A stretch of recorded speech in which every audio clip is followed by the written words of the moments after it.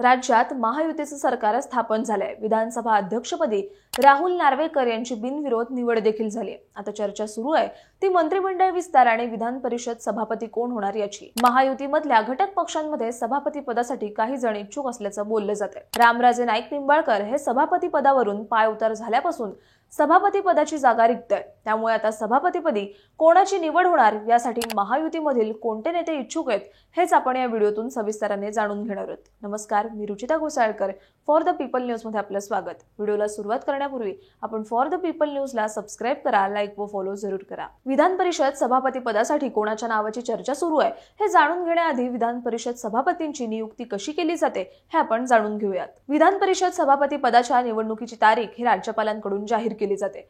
राज्यपालांकडून तारीख जाहीर होण्यापूर्वी मुख्यमंत्री कार्यालयाकडून निवडणुकीची तारीख निश्चित करण्यासाठीचं विनंती करणारं पत्र राज्यपालांना पाठवावं लागतं आणि त्यानंतर निवडणूक जाहीर केली जाते। निवडणूक जाहीर झाल्यानंतर विधान परिषद सदस्य विधान परिषद सभापतींची निवड करतात।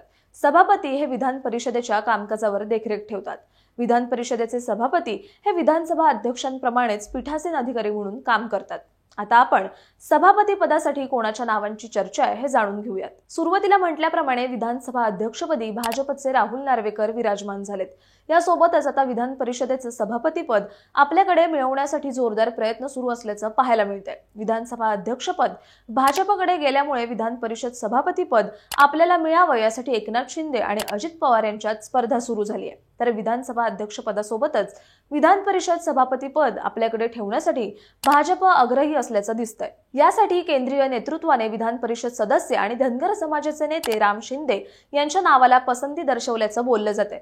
राम शिंदे हे कर्जत जामखेड विधानसभा मतदारसंघातून निवडणुकीला उभे होते, परंतु त्यांना राष्ट्रवादी शरदचंद्र पवार पक्षाचे उमेदवार रोहित पवार यांच्याकडून अगदी थोड्या मतांनी पराभवाला सामोरं जावं लागलं होतं। अत्यंत अटीतटीच्या सामन्यात रोहित पवार यांनी अवघ्या 1243 मतांनी बाजी मारली। 2022च्या महायुती सरकारमध्ये विधान परिषद सभापती पदासाठी राम शिंदे यांचं नाव चर्चेत होतं, परंतु राम शिंदे यांच्या नावाची चर्चा असून देखील सभापती पद हे रामराजे निंबाळकर यांच्या नंतर रिक्तच राहिलं। तर दुसरीकडे एकनाथ शिंदे यांनी सुद्धा सभापती पदासाठी दावा केलाय। शिवसेनेकडून विधान परिषद उपसभापती नीलम गोरे यांच्या नावाची सभापती पदासाठी चर्चा सुरू असून त्या स्वतः देखील या पदासाठी इच्छुक आहेत। एकनाथ शिंदे नीलम गोरे यांना सभापती करण्यासाठी प्रयत्न करत असल्याचं बोललं जातंय। जर त्यांना संधी मिळाली तर त्या पहिल्या महिला सभापती ठरणार आहेत। अजित पवार सुद्धा विधान परिषद सभापती पदाच्या शर्यतीत मागे नसल्याचं बोललं जातंय, त्यामुळे ते देखील सभापती पदासाठी दावा करण्याची शक्यता नाकारता येत नाही।